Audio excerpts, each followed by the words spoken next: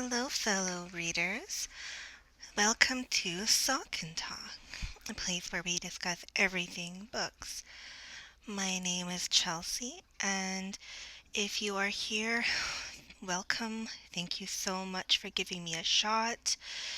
If you have watched other things I've done, hopefully I've improved some, but this is my first time ever trying something like this. So, please be kind.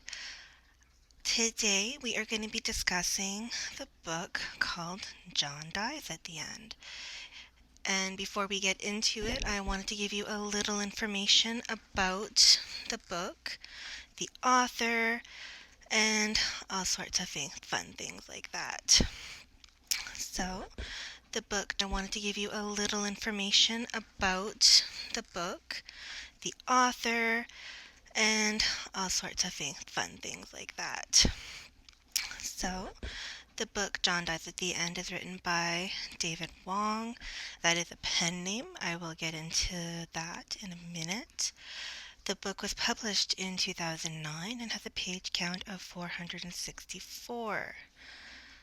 I am going to read for you the synopsis before we get any further, and we will go from there. It goes. Stop. You should not have touched this flyer with your bare hands. No, don't put it down. It's too late. They're watching you. My name is David Wong. My best friend is John. Those names are fake. You might want to change yours. You may not want to know about the things you'll read in these pages, about the sauce, about Korok, about the invasion and the future. But it's too late. You touched the book. You're in the game. You're under the eye. The only defense is knowledge. You need to read this book to the end, even the part with the bratwurst. Why? You just have to trust me. The important thing is this. The drug is called soy sauce, and it gives users a window into another dimension. John and I never had the chance to say no. You still do. I'm sorry to have involved you in this. I really am. But if you read about these terrible events, and at the very dark epoch the world is about to enter as a result, it is crucial you keep one thing in mind. None of this was your fault. So, that's compelling. It was to me anyways. And that's really what drew me to the book. I actually did not know at the time that it is part of a series. So that was a rude awakening, so be warned. But there you go. As I said, the book is written by David Wong. That is a pen name. His real name is Jason Pargin, and he used to be the executive editor for the website crack.com. I said used to, but I'm not sure if he's still there or not. But yes, that is the pen name he writes under, is David Wong. Anyways, this was an unusual book. If you've ever looked it up, you'll know that it has a 3.9 rating on Goodreads, and 94% of used readers like this book. I'm not entirely sure how I feel about it. I did enjoy it. The first half more than the rest, because it's actually split into two books. The first book is about 181 pages. The rest of the 464 is actually the second book. And the first book I really, really enjoyed. It was very unusual and it was compelling.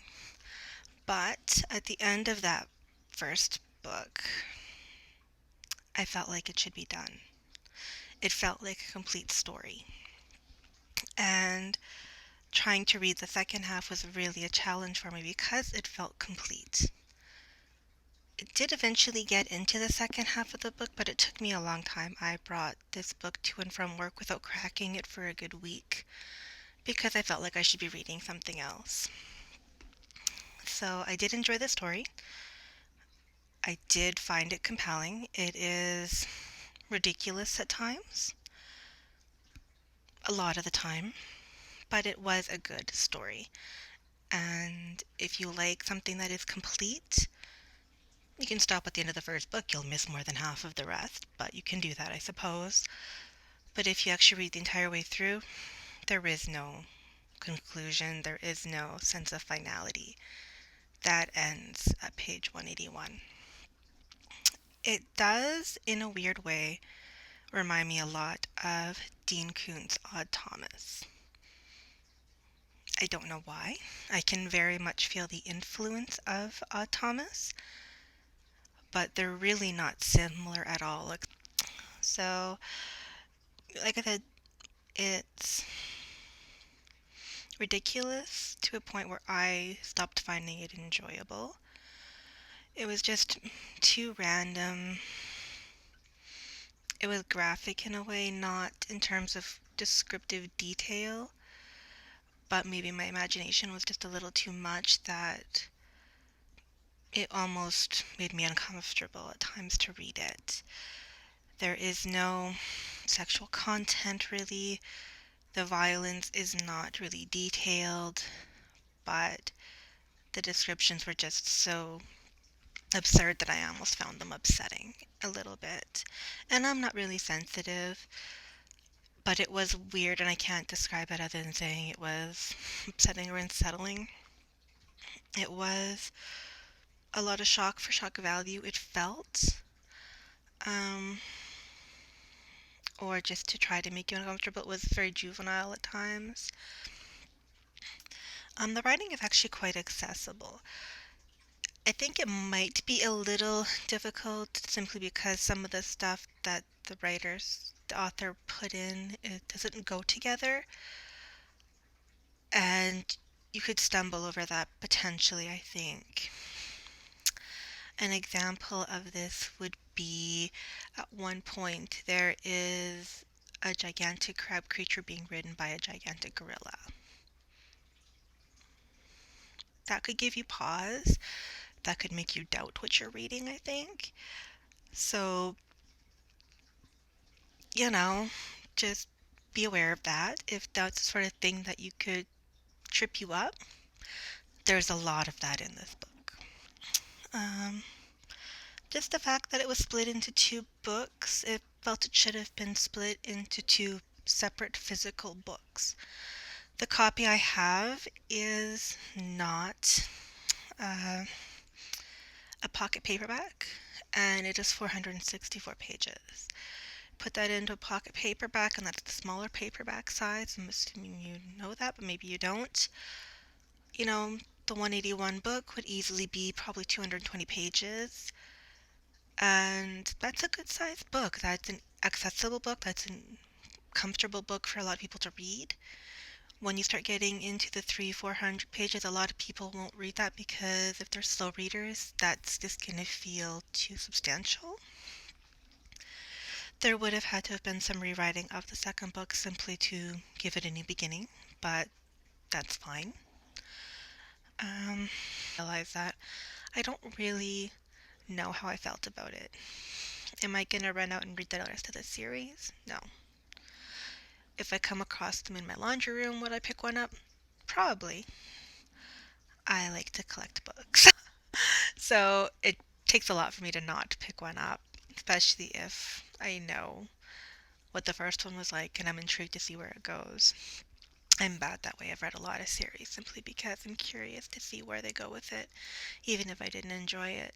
This was an interesting read for me as a first read, especially because it broke my first rule, which was I'm not going to include series in this unless I did a broad overview of the entire series as it stood at the moment, because I do read several series that I really enjoy.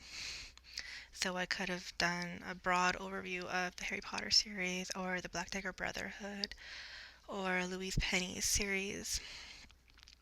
And that was something I was considering. And then the first book I pick up and I realize it's a series. So, that was great for me. But having said that and having repeatedly said how much this book reminds me of Odd Thomas, the next book I'm going to read is Odd Thomas. And that is because I want to figure out why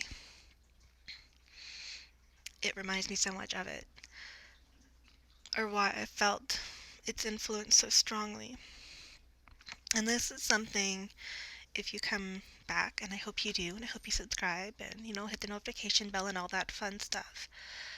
But if you do come back, this is my plan as it stands now. But again, my first rule has been broken, so who knows. But my plan is to read one book I've never read, one that's from my TBR pile, that's my to be read pile, and then reread a book that I already have that I liked or that I remember liking but I haven't read in a long time. A lot of my books I remember loving, and I haven't read them in years. I probably haven't read Thomas in a decade. So that is my plan.